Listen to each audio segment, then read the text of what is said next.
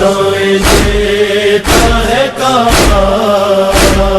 حسین رک جاؤ، تمہارے پاؤں پکڑتی ہے سرزمین حرم، خدا کے واسطے آگے نہ اب بڑھاؤ قدم، نہ جاؤ جانب کوفہ حسین رک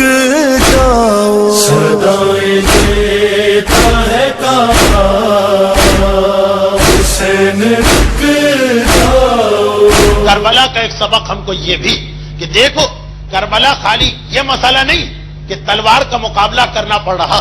کربلا میں فقط یہ سبق نہیں دیا جا رہا کہ تمہیں میدان جنگ میں نکل کے اپنی جان قربان کر دینا پڑ رہی، نہیں، اس سے پہلے کے حالات کو دیکھیے کہ کتنا سخت معاشرتی دباؤ تھا جو کربلا کے مجاہدوں پر، جو کربلا کے شہیدوں پر، جو کربلا کے سپاہیوں پہ قائم کیا جا رہا تھا کہ سارا ماحول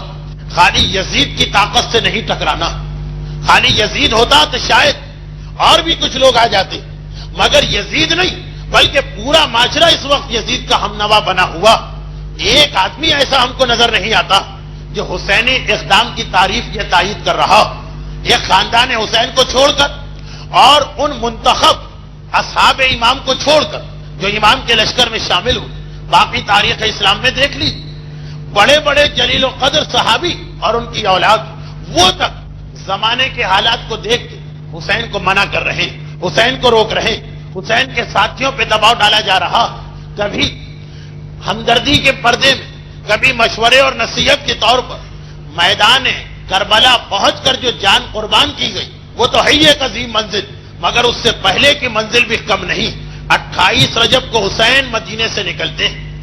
اور 8 ذی الحج کو حسین مکے کو خدا حافظ کہتے ہیں، اور 2 محرم یعنی بس یہ جو آج کی رات ہے، یہ 2 محرم کی شب سفر میں حسین کی آخری شب تھی، کیونکہ کل کا جو دن آیا تو حسین کربلا پہنچ گئے۔ اس پورے سفر میں مدینے سے مکہ اور مکے سے کربلا سب سے بڑا مسئلہ یہی کہ جو ملتا ہے، جو ملاقات کرتا ہے، جس علاقے سے حسین گزرتے ہیں، جو قافلہ حسینی قافلے کے راستے پہ چلتا، ہر ایک کی زبان پہ ایک ہی جملہ کہ مولا یہ آپ کیا غلطی کرنے جا رہے ہیں، مولا حالات ایسے نہیں ہیں کہ یزید کا مقابلہ کیا جائے۔ قسم قسم کے مشورے، قسم قسم کی نصیحتیں۔ اصحاب امام کو کربلا کے میدان کی قربانیوں پر تو ہم سلام کرتے ہیں، مگر اتنے بڑے معاشرتی دباؤ کا مقابلہ کرنا یہ بھی اصحاب امام کا ایک بہت بڑا کارنامہ۔ ہاں، اس وقت ہمیں صرف ایک خاندان بنی ہاشم تو نظر آتا جن کا انداز کچھ اور، جن کا طریقہ کچھ اور، جہاں ہر شخص حسین کی ہر بات پر سمینا و اطانا کی منزل پر زیادہ سے زیادہ ایک شخصیت تھی جن کے بارے میں شک ہو سکتا تھا کہ شاید وہ حسین کو کربلا جانے سے روکیں گے، اس لیے کہ خاندان کے مردوں میں اس وقت وہ سب سے بزرگ ہیں جو مکے میں موجود ہیں، اور وہ ہیں عبداللہ ابن جعفر طیار۔ جعفر طیار میرے مولا کے بڑے بھائی، ان کے بیٹے عبداللہ جو عمر کے اعتبار سے اس وقت خاندان بنی ہاشم جو مکے میں لوگ ہیں، مکے والے، ان میں سب سے زیادہ معمر ہے، اور عمر اتنی کہ آنکھوں کی بینائی تقریباً جواب دے چکی، وہ بھی مکے کے اندر موجود ہے۔ زیادہ سے زیادہ ان کے بارے میں یہ سوچا جا سکتا، لیکن عبداللہ ابن جعفر طیار کا جو جملہ تاریخ کے اوراق پر آیا وہ بتا رہا کہ خاندان بنی ہاشم کس طرح سے سارے معاشرے سے مختلف فکر رکھتا تھا، اور یہ جملہ کب ہمارے سامنے آیا؟ بڑی عجیب تاریخ تھی، 8 ذی الحج۔ اس مجمع کے اندر مجھے کتنے ہی ایسے چہرے نظر آ رہے ہیں جو حج بیت اللہ کی سعادت کو انجام دے چکے، اور ان سب کو یہ معلوم ہے کہ حاجیوں کے لیے 8 ذی الحج کا دن کتنا اہم ہوتا۔ 9 ذی الحج کو حج شروع ہوتا، 8 ذی الحج وہ آخری دن کہ جب سارے عالم اسلام سے حاجی مکے میں جمع ہو جاتے، آنے والوں کا ہجوم ہوتا اور سب حج کا احرام پہن رہے ہوتے۔ 8 ذی الحج یوم ترویہ، آغاز حج، احرام حج پہنا جاتا، مگر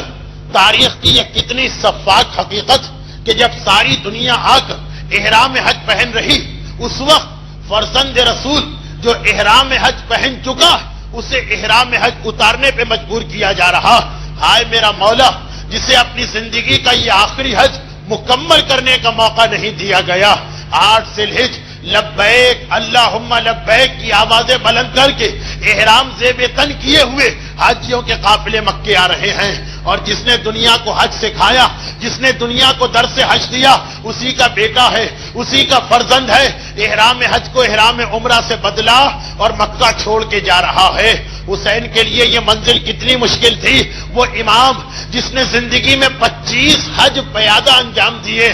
آج 26واں حج, فقط 2 دن باقی بچتے ہیں حج میں اور اسے حج مکمل نہیں کرنے دیا جا رہا. تاریخ بتاتی ہے حسین کو مکہ چھوڑنے کا اتنا صدمہ تھا, اتنا دکھ تھا کہ حسین کا قافلہ چلا خانہ کعبہ سے دور کربلا کی جانب. مگر عجیب طریقہ ہے میرے مولا کا, اپنے گھوڑے ذوالجنا پہ سوار ہیں, گھوڑا آگے بڑھ رہا ہے, حسین آگے نہیں دیکھ رہے. حسین گردن کو گھما کے پیچھے خانہ کعبہ کو دیکھ رہے ہیں. جب تک خانہ کعبہ نظر آتا رہا میرے مولا نے آگے کی جانب نگاہ نہ کی, میرے مولا نے اپنی سواری کے راستے کو نہ دیکھا. جب تک کعبے کی آخری جھلک حسین کی آنکھوں کے سامنے رہی میرا مولا گردن گھما گھما کے خانہ کعبہ کو دیکھتا رہا اور یہاں تک کہ وہ منزل آ گئی کہ مکہ اختتام کو پہنچا. حسین رک جاؤ کریں گے جشن کے یوم امیر ہے نزدیک, غریب زغارا نہ جاؤ غدیر ہے نزدیک. پڑھیں گے مل کے قصیدہ حسین رک